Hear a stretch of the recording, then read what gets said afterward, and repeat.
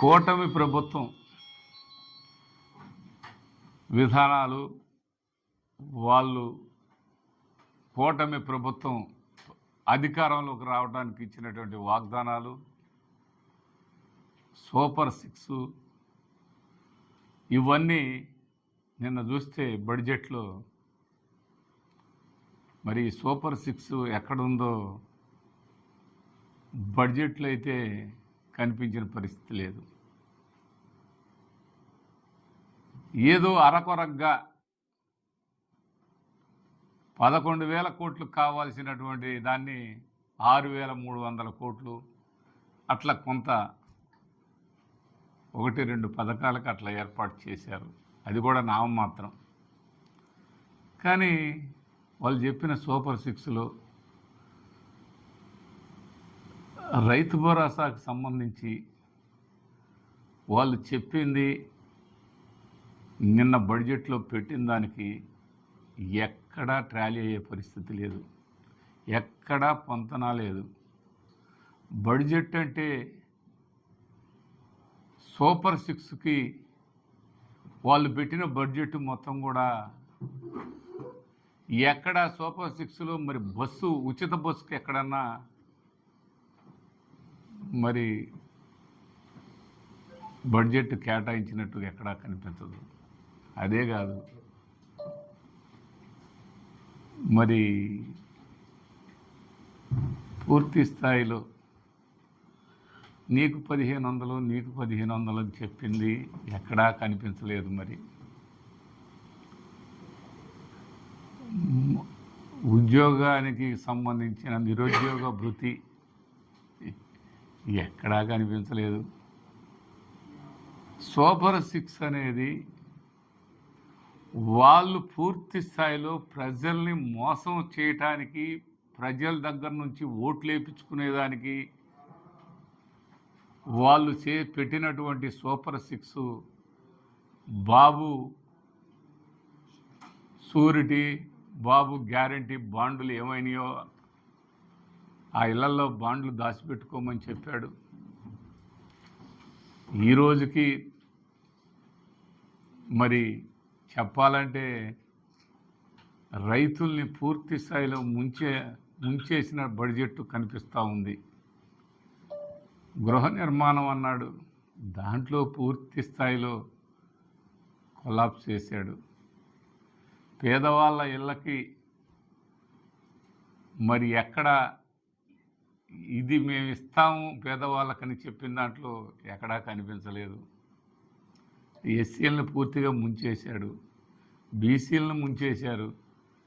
ఎక్కడ గతంలో ఎస్సీలకి, ఎస్టీలకి, బీసీలకి, మైనార్టీలకి చేసినటువంటి మరి ఇచ్చినటువంటి పథకాలు మీ సూపర్ 6లో ఎక్కడా కనిపించలే. అదే సూపర్ 6 ఇక్కడ వినుకొండ వచ్చేసరికి వరగపూడి సెల ఏమైపోయింది? వరగపూడి సెల ఇవ్వకపోగా బొల్లాపల్లిని మొత్తాన్ని ముంచి నీళ్ళల్లో ముంచుతారంట. బొల్లాపల్లిలో ఒక పెద్ద నదిని ఏర్పాటు చేస్తారంట. బొల్లాపల్లి మండలం మొత్తం మునిగిపోవాలంట. బొల్లాపల్లి మండలం మొత్తం తిరగట్టాలంట. అస్సలు లేదు. వరగపూడి సెల అనేది లోకేష్ గారు వినుకొండ వచ్చి వెళ్తూ మధ్యలో కొండ్రముట్ల దగ్గర ఒక శంకుస్థాపన రాయేశాడు. మరి దాని సంగతి ఏంటి? అసలు బడ్జెట్ సమావేశాలు, బడ్జెట్ ప్రవేశపెట్టిన విధానాలు ఇవన్నీ కూడా జగన్మోహన్ రెడ్డి గారిని తిట్టడం, జగన్మోహన్ రెడ్డి గారిని ఆడిపోసుకోవటం, జగన్మోహన్ రెడ్డి గారిని పూర్తి స్థాయిలో జగన్మోహన్ రెడ్డి గారి గత ప్రభుత్వంని మాట్లాడటం, విమర్శించడాలు తప్ప ఎక్కడ కూడా బడ్జెట్కు సంబంధించి, ప్రజలకు సంబంధించి వాళ్ళు అంత అబద్ధాలతోటే అబద్ధపు బడ్జెట్ని ప్రవేశపెట్టినటువంటి ఆర్థిక మంత్రి గారు ఎంత బాగా చెప్పారు. మరి ఆయన చెప్పారు, రైతులకు సంబంధించినటువంటి సున్నా వడ్డీకి మరి బడ్జెట్లో ఏం పెట్టావో అది కనిపించలా. నిజంగా ఇంత మోసం మాటలు, ఇంత దగా మాటలు, ప్రజల్ని మభ్యపెట్టే మాటలు చెప్పినటువంటి కూటమి ప్రభుత్వం వాళ్ళకి వాళ్ళు డబ్బా కొట్టుకోవటం తప్ప మరి ఏ బస్సు ఎక్కాలో, డబ్బులు ఎవరు ఇవ్వాలో, మరి ప్రవేశపెట్టిన దాంట్లో ఎక్కడా కనిపించకపోతే ఎట్లాగయ్యా? ఇవన్నీ ఇలా ఒరగపూడి సెల్ని ఆనాడు మొత్తం forest permission, tiger forest permission శంకుస్థాపన చేసి కొంత డబ్బు పెట్టి దాన్ని పని మొదలుపెట్టినటువంటి వైఎస్ఆర్ ప్రభుత్వం, జగన్మోహన్ రెడ్డి గారు అంతా ఏర్పాటు చేస్తే ఇవాళ కనీసం కూడా ఆ ఒరగపూడి సెలగ ఊసే లేకుండా పోయింది. ఎంత మోసం అండి! ఇక్కడ వాళ్ళు కూడా చెప్పారు, ఇక్కడ ఇప్పుడున్న సిపిఎఫ్ గారు మేము రాగానే ఒరగపూడి సెలని గల గల గల గల గల పారిస్తానని చెప్పాడు.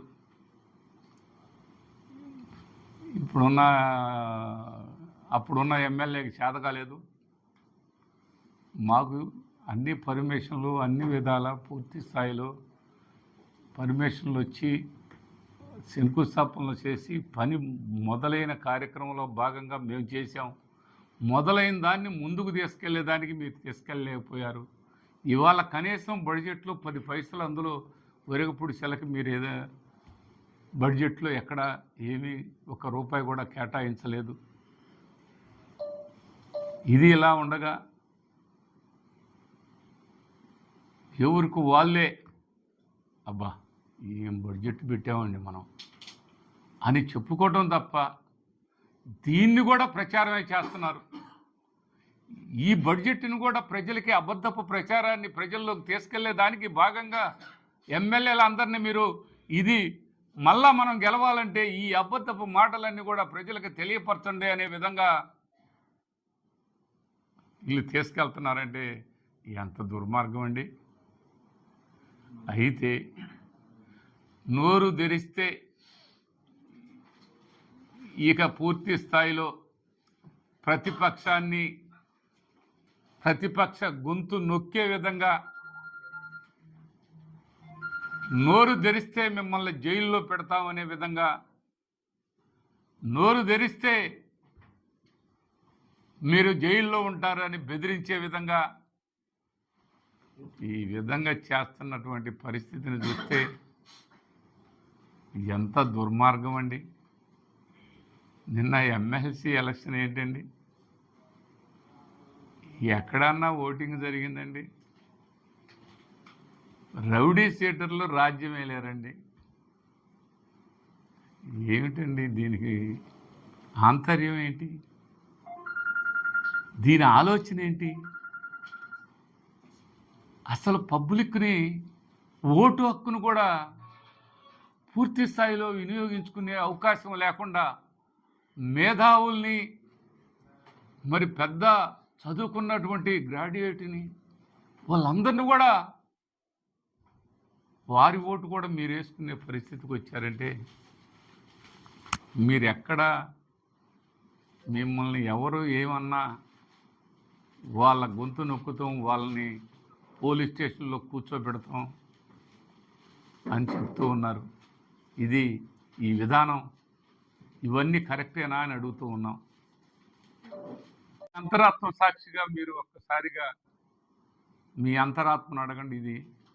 ఇది పాలనలో ఉన్నటువంటి ఈ లోపాలని సరిచేసుకోకుండా మీరు మీ ఎమ్మెల్యేలని అబద్ధపు ప్రచారం చేయండి అని మీరు చెప్పటం ఇది ఎంతవరకు సబబని ఈ సందర్భంగా నేను అడుగుతూ ఉన్నాను. ఇంకోటి కూడా ఉంది. ఈరోజు ఏదో చిన్న వైఎస్ఆర్ కాంగ్రెస్ పార్టీ కుటుంబంలో ఏదో ఒక చిన్న సమస్య ఉంటే, ఏదన్నా ఒక చిన్న మాకు ఏదో చిన్న చిన్న ఒక కార్యక్రమాలు ఏమైనా ఉంటే, మాది కుటుంబ సమస్య ఉంటే అది తెలుగుదేశం పార్టీ వాళ్ళు స్టేట్ పేజీలో పెట్టిస్తారు. మీ పార్టీలో లేవు అలాంటి? మీ వైసీపీలోనే ఉన్నాయా? మీ జనసేన, మీ తెలుగుదేశం పార్టీ, మీ బీజేపీ పార్టీల్లో ఏమీ లేదా? అది మా కుటుంబ సమస్య అని చెప్తారు ఉప ముఖ్యమంత్రి గారు. ఇది మా కుటుంబ సమస్య కాదా? మీకు ఒక న్యాయం, మాకు ఒక న్యాయమా? ఏమండి ఇది? ఎలాగంటే పాలన మీద మనసు పెట్టండి. పాలన అనేదాన్ని పక్కన పెట్టి కక్షలు, వినుకొండలో అమాయకుల్ని అందరినో పోలీస్ స్టేషన్కి తీసుకెళ్ళి కొడితేనే ఒప్పుకుంటాం, కొట్టాలి వాడిని, మేము చూడాలి అని మీరు చేస్తున్నటువంటి విధానం చాలా మీరు పొరపాటు చేస్తున్నారు. ఇది ఇప్పటితోటి ఆగదు, ఇది ఇంతటితోటి ఆగదు. 4 సంవత్సరాల నాడు గట్టు కాడో చేను కాడో తగాదాడుకున్న వాటిని కూడా ఇవాళ తీసుకొచ్చి వాళ్ళని లోపలేసి ఆ విధంగా కొట్టిస్తున్నారే, ఆ పాపం ఊరికే పోదు. ఆ పాపం అది మీకు శాపంలాగా మీ అంటాడిద్దన్న సంగతి మీరు మర్చిపోతున్నారని కూడా ఈ సందర్భంగా తెలియపరుస్తున్నాను. ఏం కాదు, కొట్టండి, జైల్లో పెట్టండి, మీకు అధికారం ఉంటే మీ అధికారాన్ని ఈ విధంగా ఉపయోగిస్తారా? ఇది కాదు కదండి పాలన. చూడండి, ఏ వైపు నుంచి లారీ వెళ్ళటానికి లేదు, ఏ వైపు నుంచి బస్సు వెళ్ళటానికి లేదు, ఏ వైపు నుంచి మనిషి వెళ్ళటానికి లేదు.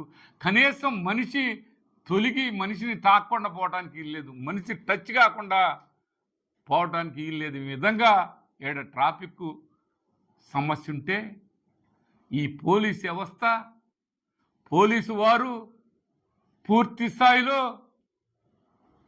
మీరు ప్రతిపక్షం పోలీస్ స్టేషన్కి రావడానికి వీల్లేదు. మీరు వస్తే తెలుగుదేశం పార్టీ వాళ్ళు ఒప్పుకోరు. పోలీస్ వ్యవస్థ ఆ విధంగా పనిచేయాలా చెప్పండి?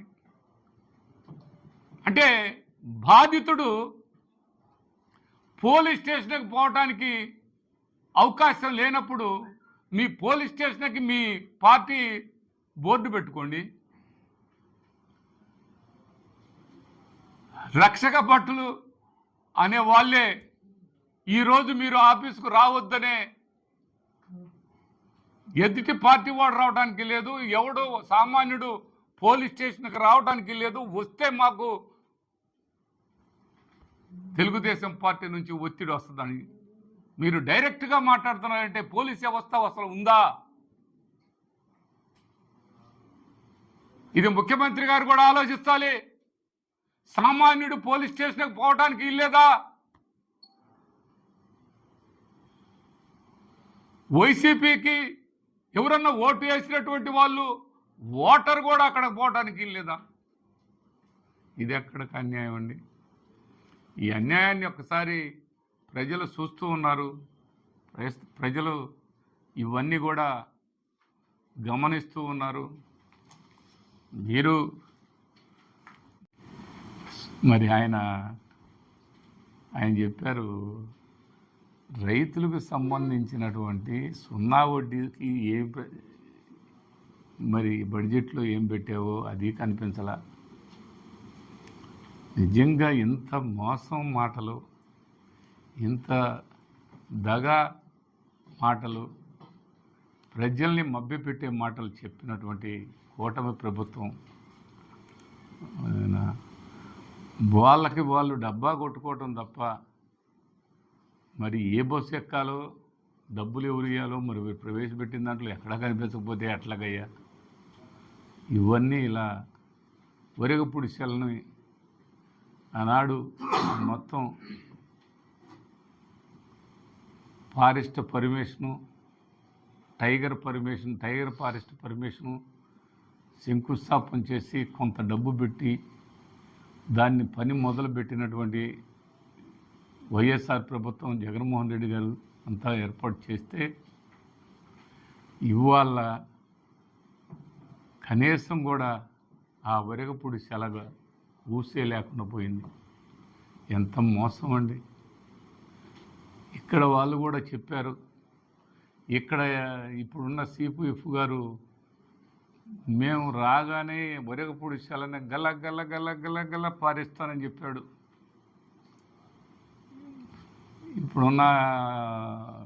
అప్పుడున్న ఎమ్మెల్యేకి చేత కాలేదు. మాకు అన్ని పర్మిషన్లు అన్ని విధాల పూర్తి స్థాయిలో పర్మిషన్లు వచ్చి శంకుస్థాపనలు చేసి పని మొదలైన కార్యక్రమంలో భాగంగా మేము చేశాం. మొదలైన దాన్ని ముందుకు తీసుకెళ్లేదానికి మీరు తీసుకెళ్ళలేకపోయారు.